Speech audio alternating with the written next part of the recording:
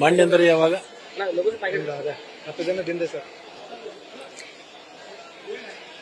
ಸುಮಾರು 10 ದಿನಗಳ ಹಿಂದೆ ಡೆಲ್ಲಿಗೆ ಹೋದದ್ದು ನಿಜ. ಅಲ್ಲಿ ಕೇವಲ ಮಂತ್ರಿ ಆಗಬೇಕು ಅನ್ನೋ ಲಾಬಿ ಮಾಡ್ಲಿಕ್ಕೆ ಹೋದದ್ದಲ್ಲ. ಬೇರೆ ಬೇರೆ ಕಾರ್ಯಗಳ ನಿಮಿತ್ತವಾಗಿ ಹೋಗಿರ್ತಕ್ಕಂಥದ್ದು. ಆ ಸಂದರ್ಭದಲ್ಲಿ ಮಾನ್ಯ ಈಗಿನ ಮುಖ್ಯಮಂತ್ರಿಗಳು ಮತ್ತು ಹಿಂದಿನ ಮುಖ್ಯಮಂತ್ರಿಗಳು ಡೆಲ್ಲಿಗೆ ಬಂದಿರೋದ್ರಿಂದ ಅವರಿಗೆ ಸಹಜವಾಗಿ ಭೇಟಿ ಆಗ್ತಕ್ಕಂಥದ್ದು ನಮ್ಮ ಕರ್ತವ್ಯ ಮತ್ತು ಜವಾಬ್ದಾರಿ. ಭೇಟಿಯಾಗಿ ಬಂದಿದ್ದೀವಿ. ಮಂತ್ರಿಮಂಡಲ ವಿಸ್ತರಣೆ ಮಾಡಬೇಕು ಅಂತಕ್ಕಂಥದ್ದು ಎಲ್ಲರದಲ್ಲಿಯೂ ಕೂಡ ಈ ಭಾವನೆ ಇದೆ.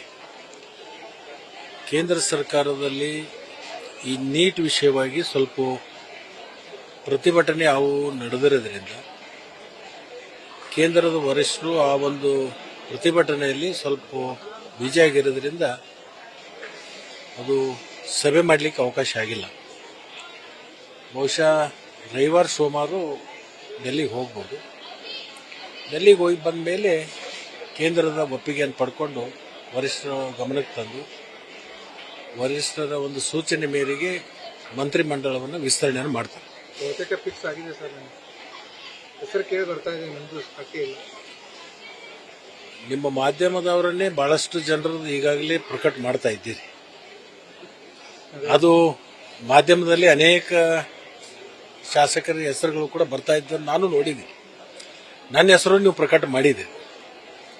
ಬಟ್ ಕೇಂದ್ರದ ವರಿಷ್ಠರು ಮತ್ತು ಮುಖ್ಯಮಂತ್ರಿಗಳು, ಮಾಜಿ ಮುಖ್ಯಮಂತ್ರಿಗಳು, ರಾಜ್ಯಾಧ್ಯಕ್ಷರು ಕೂಡ ಏನು ತೀರ್ಮಾನ ಮಾಡ್ತಾರೆ ಅದು ಅಂತಿಮವಾಗಿರ್ತಕ್ಕಂಥ. ಮತಕ್ಷೇತ್ರದ ಜನರು ಕೂಡ ನಿರೀಕ್ಷೆ ಇದೆ. ಮತಕ್ಷೇತ್ರದ ಜನರು ನಿರೀಕ್ಷೆ ಇದೆ, ನಿನ್ನ ನಿರೀಕ್ಷೆನೂ ಇದೆ. ನಿನ್ನ ಅಭಿಪ್ರಾಯ ಏನು? ನಮ್ಮ ಅಭಿಪ್ರಾಯ ನಡೆಯಲ್ಲ ಸರ್. ಏನು ಜನರ ಅಭಿಪ್ರಾಯ ನಮ್ಗಾದ್ರೆ ಚೆನ್ನಾಗಿರುತ್ತೆ ಸರ್. ನೋಡೋಣ ಸರ್, ಈಗ ನೀವು ಬಿಜೆಪಿಯಿಂದ ಕಾಂಗ್ರೆಸ್ ಬರಬೇಕಾದ್ರೆ ಕೆಲವೊಂದಿಷ್ಟು ಮಾತುಕತೆಗಳಾದವು. ನಿಮಗೂ ಕೂಡ ಸಚಿವ ಸ್ಥಾನ ಕೊಡ್ತೀನಿ ಅಂತ ಹೇಳಿ ಮಾತುಗಳು ಇದ್ವು ಅಂತೇಳಿ ಜನರು ಮಾತಾಡ್ತಾ ಇದ್ದಾರೆ ಸರ್. ಜನರು ಮಾತಾಡ್ತಾ ಇದ್ದಾರೆ. ನಾವೇನ್ ಮಾತಾಡಿದ ಅನ್ನೋದು ನಿನಗೆ ಗೊತ್ತಿಲ್ಲಲ್ಲ, ಜನರಿಗೂ ಗೊತ್ತಿಲ್ಲಲ್ಲ. ಜನರಿಗೆ ಬೇಕಾಗಿರೋದು ಅದೇ ಸರ್. ಈಗ ಏನು ಸಿಗ್ಬೋದಾ ಶಾಸಕರಿಗೆ ಸಚಿವ ಸ್ಥಾನ? ಕಾಯ್ರಿ, ಒಂದು ವಾರ ಕಾಯ್ರಿ. ಎಲ್ಲರೂ ನಿಮಗೂ ನಿಮ್ಮ ಪ್ರಶ್ನೆಗಳಿಗೆ ಎಲ್ಲದಕ್ಕೂ ಉತ್ತರ ಸಿಗುತ್ತೆ.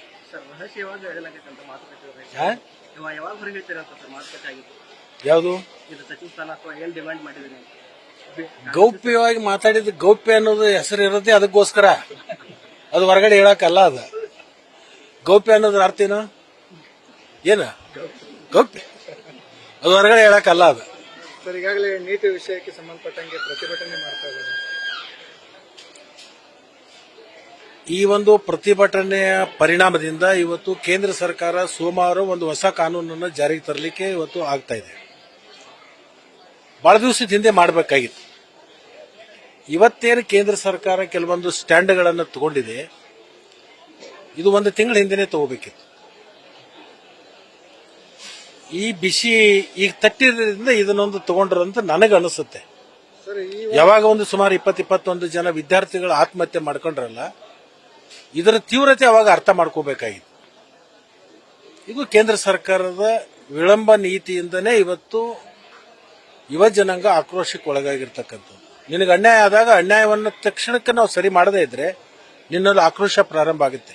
ಸರ್, ಎಲ್ಲೊಂದ್ ಕಡೆ ಆಕ್ರೋಶ ಆದ್ಮೇಲೆ ಇವ್ರು ಎಚ್ಚರಿಕೊಳ್ತಾರೆ.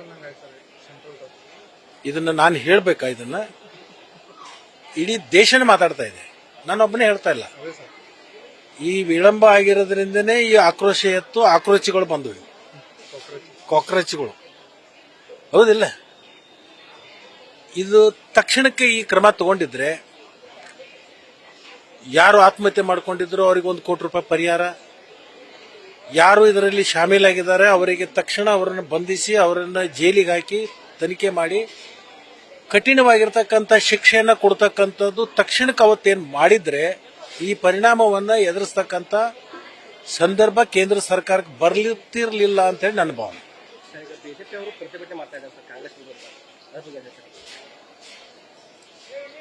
ಇದನ್ನ ಏನಾದ್ರೂ ಮಾಡಿ ದಿಕ್ಕು ಬೇರೆ ಕಡೆ ಸೆಳಿಬೇಕು ಅಂತ ಅವ್ರು ಮಾಡ್ತಾ ಇದ್ದಾರೆ, ಇಷ್ಟೇ. ಮತ್ತೇನು ಸರ್, ಕೆಎಎಸ್ಗೆ ಸಂಬಂಧಪಟ್ಟಂಗೆ 80 ಲಕ್ಷ ರೂಪಾಯಿ ಡೀಲ್ ವಿಚಾರ, ಒಂದು ಸೀಟಿಗೆ 80 ಲಕ್ಷ ರೂಪಾಯಿ ತನಿಖೆ ಪ್ರಾರಂಭ ಆಗಿದೆ. ತನಿಖೆ ಹಂತದಲ್ಲಿರುವಾಗ ನಾವು ಪ್ರತಿಕ್ರಿಯೆ ಕೊಡ್ತಕ್ಕಂಥದ್ದು ಸರಿಯಲ್ಲ. ತನಿಖೆ ಆಗಲಿ, ತನಿಖೆ ರಿಪೋರ್ಟ್ ಬಂದ ಮೇಲೆ ಅದ್ರ ಬಗ್ಗೆ ನಾವು ಪ್ರತಿಕ್ರಿಯೆ ಕೊಡೋಣ. ತನಿಖೆ ಹಂತದಲ್ಲಿ ನಾವು ಪ್ರತಿಕ್ರಿಯೆಗಳನ್ನು ಕೊಡ್ತಕ್ಕಂಥದ್ದು ಸರಿಯಲ್ಲ ಅಂತ ನನ್ನ ಭಾವನೆ.